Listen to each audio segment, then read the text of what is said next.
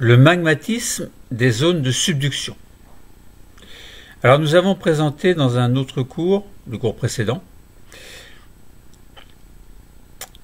les zones de subduction de manière générale. Donc nous avons vu qu'il y avait des marqueurs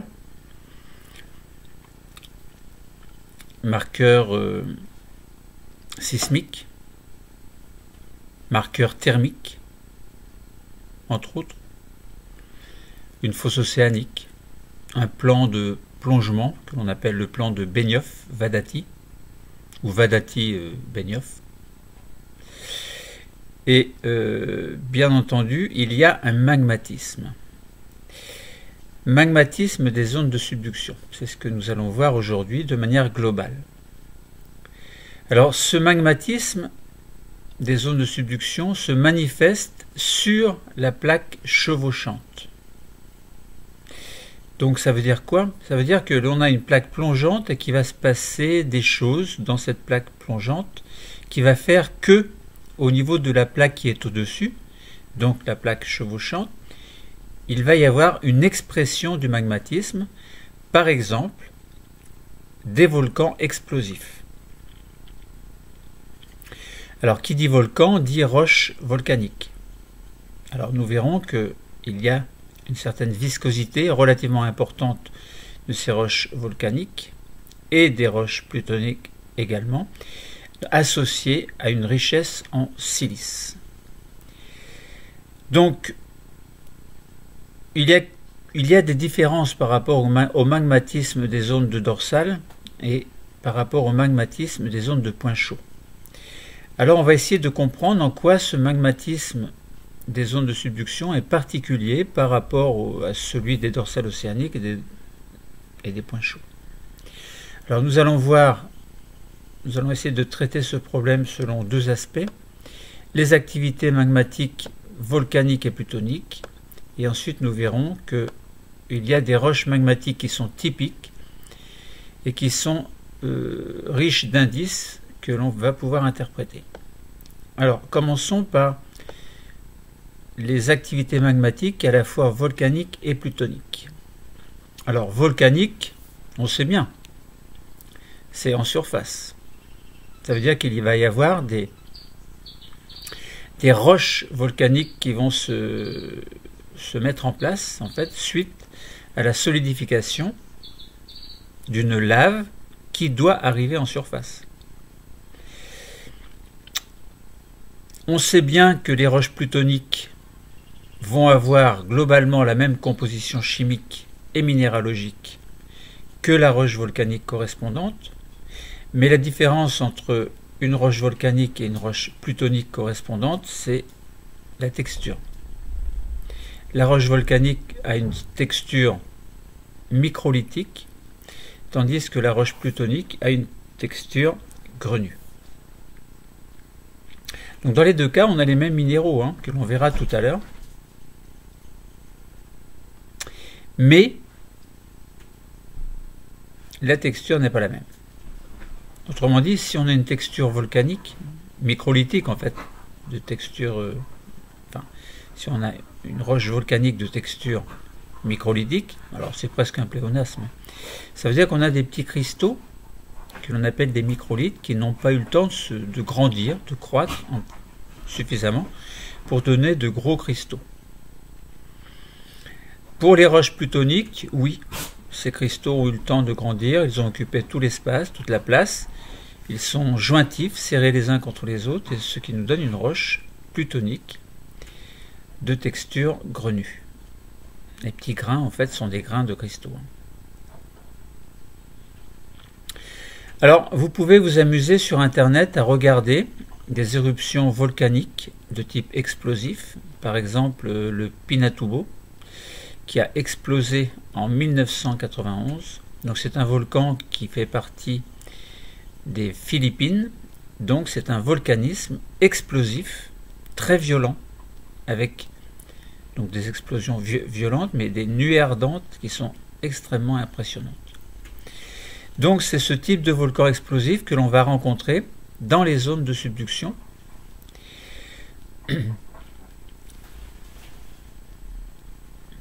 Alors, on estime que 10 km3 de matériaux ont été produits, notamment sous forme de nuées ardentes. Alors, nuées ardentes, ce sont des nuages de cendres volcaniques, de débris qui sont projetés en l'air avec une extrême violence et une température très très importante. Donc ces nuées ardentes, évidemment, se déposent au bout d'un certain temps et ça va combler les vallées alentour sur des centaines de mètres d'épaisseur et de cendres dispersées dans une grande partie du sud-est asiatique. Parce que, évidemment, lorsque ces nuées ardentes vont occuper tout l'espace, eh bien, il faut bien que ça retombe à un moment ou à un autre. Et comme donc ces panaches, en fait, montent très haut, poussés par les vents, etc., il faut que ça se redépose à un endroit ou à un autre. Et donc, une grande partie du sud-est asiatique en a subi les frais. Donc cette éruption, elle a été aussi marquée par un dôme de lave, de type volcanique évidemment,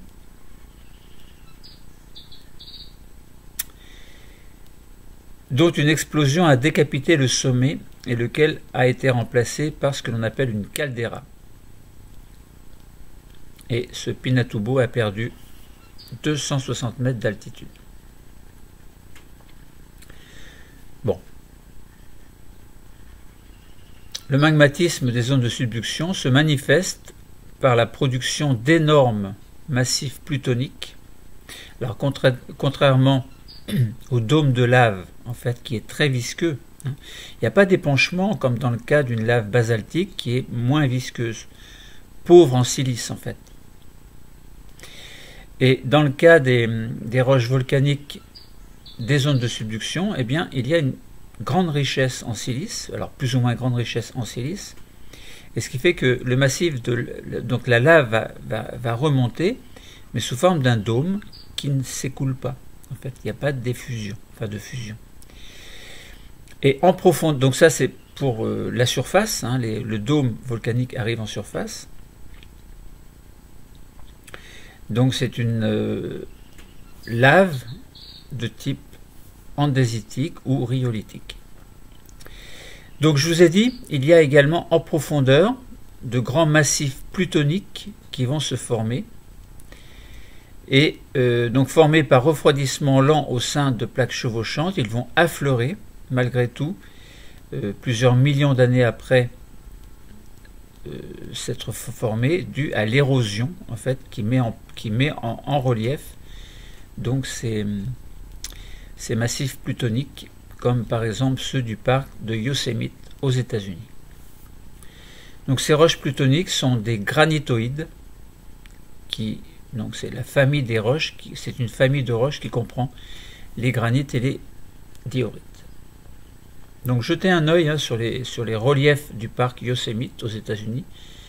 Vous allez voir que c'est assez impressionnant. Ces grands massifs plutoniques, alors qu'ils ne sont absolument pas dangereux évidemment. Bon, voilà pour quelques éléments concernant ce magmatisme. Maintenant, évidemment, ce qui dit magmatisme dit roches volcaniques et plutoniques. Alors, ce sont des roches magmatiques. Roches magmatiques, c'est-à-dire qui proviennent d'un magma, un magma qui va se refroidir, qui va cristalliser plus ou moins entièrement dans le cas de roches plutoniques. Ce sera le cas d'une roche que l'on appelle la diorite. C'est le cas également des granites. Donc ils sont deux types de roches plutoniques, donc magmatiques plutoniques, à texture grenue, donc entièrement cristallisées.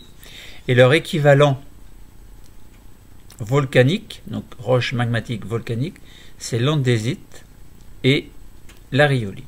Alors nous allons en parler tout à l'heure. Donc là, globalement, il y a une diversité des modes de mise en place de la texture de ces roches magmatiques. Dans les zones de subduction, toutefois, il y a des points communs. Entre autres, il y a beaucoup de minéraux hydroxylés. Alors, c'est bizarre, pourquoi est-ce que ce serait hydroxylé? Eh bien parce qu'en profondeur, en fait, Alors, on décrira un petit peu plus loin dans d'autres cours, hein, mais on peut dire qu'il va y avoir une hydratation, en fait, ou plutôt une déshydratation de la croûte plongeante, en fait, puisque au niveau de la lithosphère plongeante, il y a la croûte et les manteaux lithosphériques. Donc il va y avoir une déshydratation de la croûte et une hydratation, de ce fait-là, de la sténosphère qui se trouve autour, en fait, de cette plaque plongeante. Alors, donc il va y avoir évidemment une remontée de ces grosses poches magmatiques qui vont tout doucement avec le temps se transformer en roches entièrement cristallisées concernant les diorites et les granites. Donc ce sont des plutons en fait que l'on trouve dans les zones de subduction. Et puis si ce magma en fait remonte entièrement en surface, on aura évidemment les roches volcaniques de type andésite et rhyolite. Alors, dans ces zones de subduction, en fait, donc on avait vu qu'il y a un plongement et que juste avant le plongement, il y a une immense fosse océanique, en fait. Et au cours du plongement, donc il y a, comme je vous ai dit, au-dessus de la croûte et à l'aplomb, en fait, à l'aplomb de l'endroit où il y a les volcans, eh bien il y a un magmatisme, c'est-à-dire une espèce de fusion, plus ou moins partielle, entre guillemets, fusion, qui va donner, donc, dans cette zone de convergence lithosphérique, donc dans cette zone de subduction, donc des roches que l'on va appeler diorites et granites, correspondant à ces roches plutoniques, et puis andésite et rhyolite, concernant ces roches volcaniques qui arrivent en surface. Donc ils forment des dômes, c'est pas effusif. Alors, concernant les minéraux, eh bien, si on prend andésite et diorite, ils ont la même composition chimique et la même composition minéralogique. Alors, la chimie, la composition chimique impose une certaine composition minéralogique et vice-versa, entre guillemets. Bon. Alors, si on prend les andésites et les diorites, on aura des minéraux qui seront des feldspaths plagioclases. Donc ce sont des petits cristaux qui sont blanchâtres. On aura de la biotite, un peu de pyroxène également, et puis de l'amphibole de type hornblende. Dans les deux cas, il y a ces types de minéraux. Donc feldspath plagioclase, biotite, amphibole hornblende et un peu de pyroxène. Mais il y a beaucoup de feldspath plagioclase et une quantité relativement importante d'amphibole de type hornblende, et puis on a de la biotite également, évidemment, et un peu de pyroxène.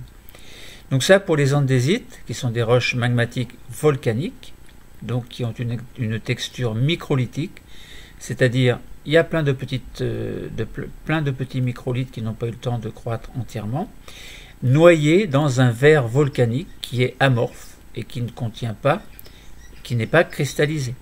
En fait. Alors il y a parmi ces microlithes quelquefois des cristaux qui ont réussi à croître de manière relativement importante. On les appelle dans ce cas-là des phénocristaux, qui sont un petit peu plus gros que les microlithes.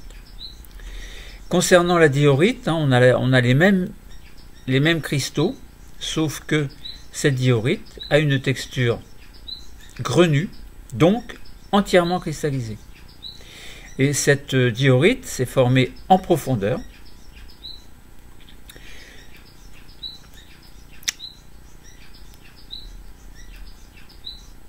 et a remonté tout doucement vers la surface, alors sans atteindre la surface évidemment, cristallisation entière. Donc on a bien un massif plutonique.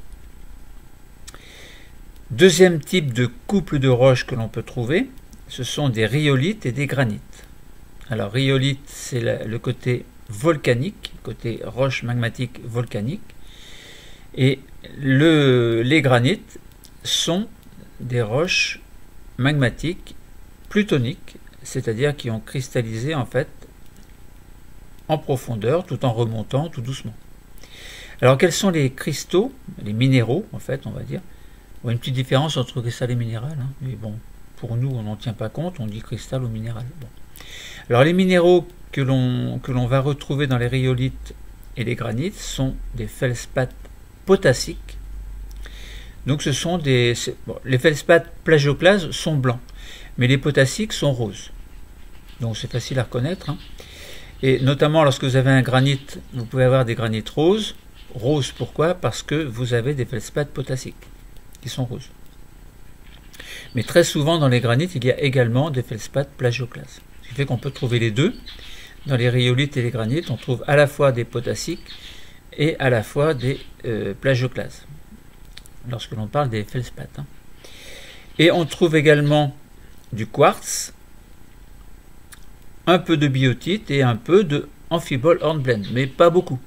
Ça dépend des roches, hein. Bon, évidemment. Ça dépend du contexte.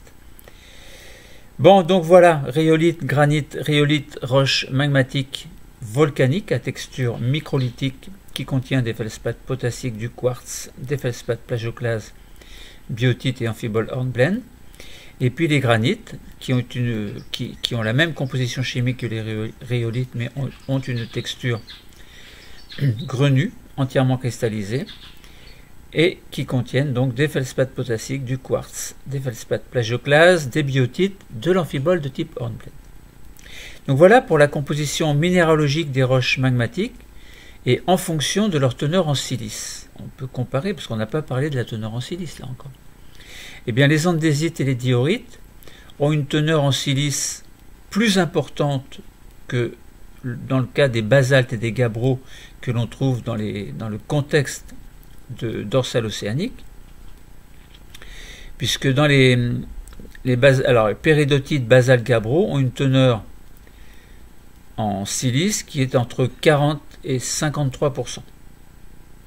Alors que dans les andésites et les diorites, donc premier couple de roches magmatiques, volcaniques et plutoniques, eh bien la teneur en silice est entre 53 et 66%.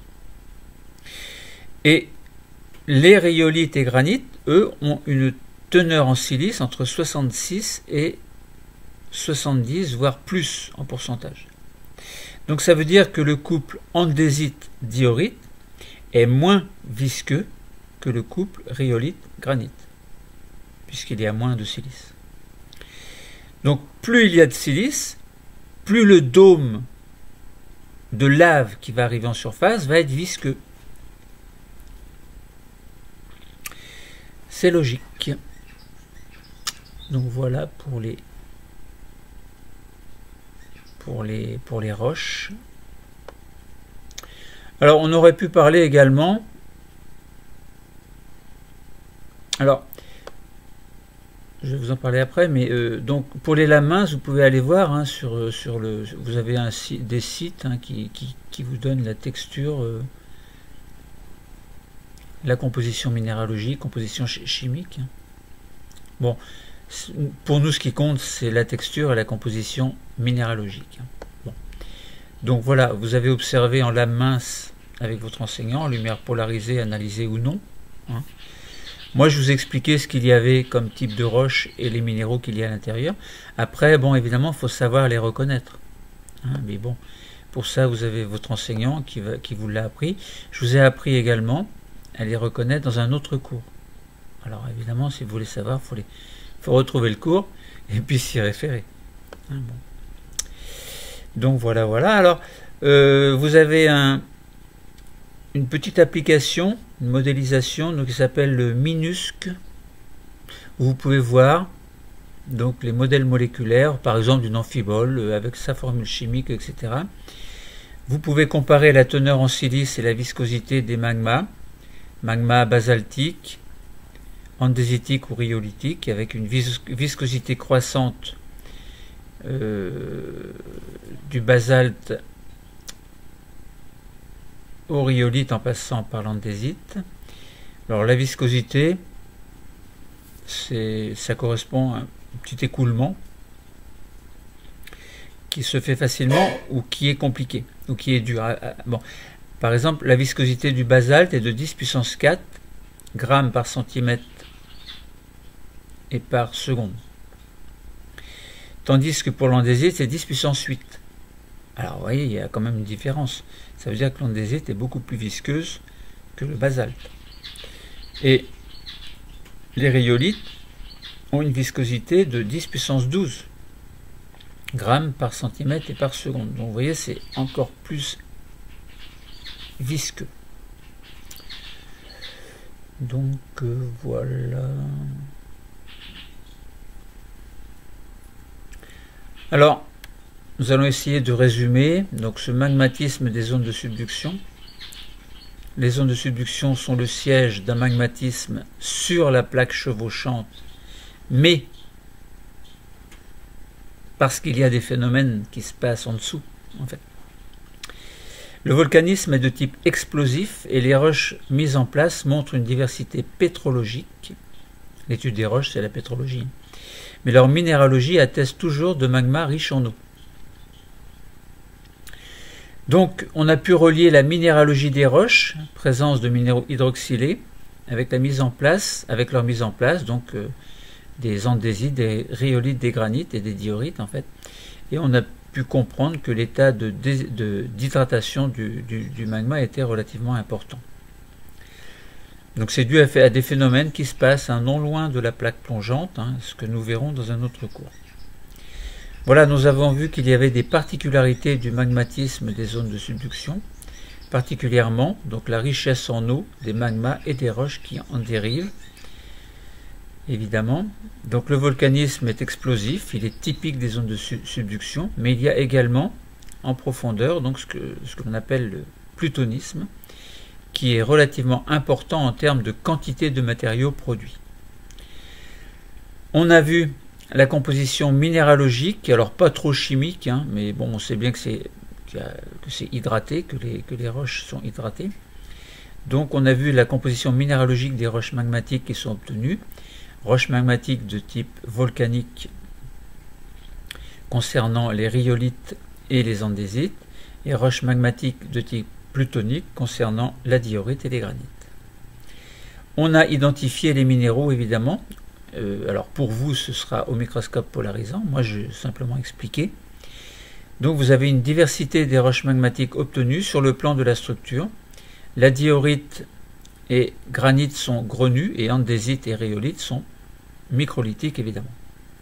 Alors pourquoi grenues, pourquoi microlithiques, je vous l'ai expliqué très largement. Mais c'est une histoire de refroidissement, plus ou moins rapide, plus ou moins lent, où la cristallisation est complète dans les roches de type grenu.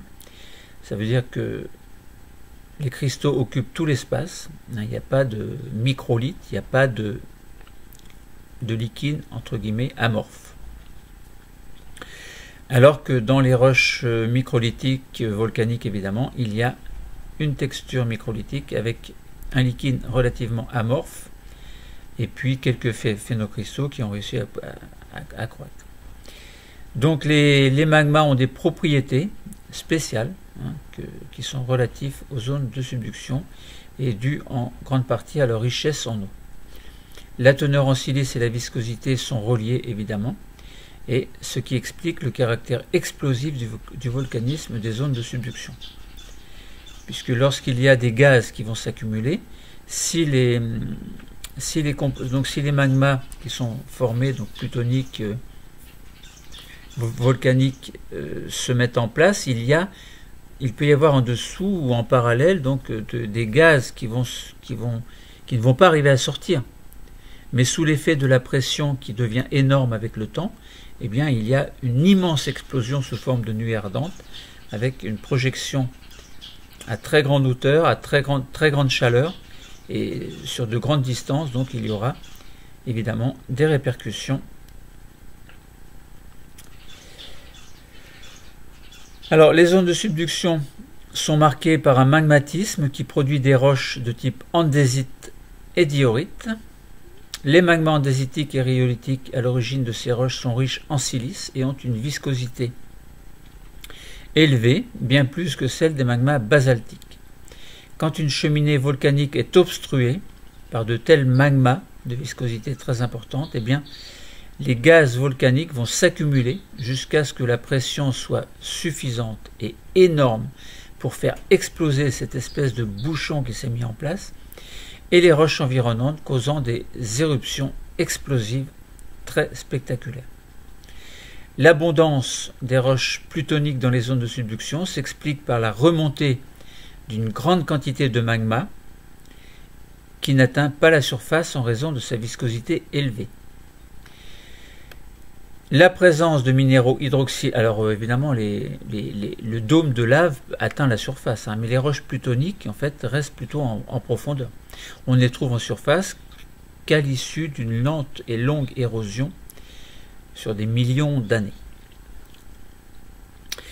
Donc on a bien une présence également de minéraux hydroxylés, ce qui pose le problème de l'origine de l'eau. Alors je vous en ai parlé un petit peu, nous allons détailler dans un autre cours. Donc origine de l'eau que l'on trouve dans leur structure, et on peut se poser la question, comment ce magma qui leur a donné naissance s'est-il enrichi en eau? Voilà, c'est un mystère pour aujourd'hui que nous allons résoudre dans les autres cours. Donc magmatisme des zones de subduction, on a bien compris en quoi le magmatisme des zones de subduction était particulier. Le cours est terminé, merci.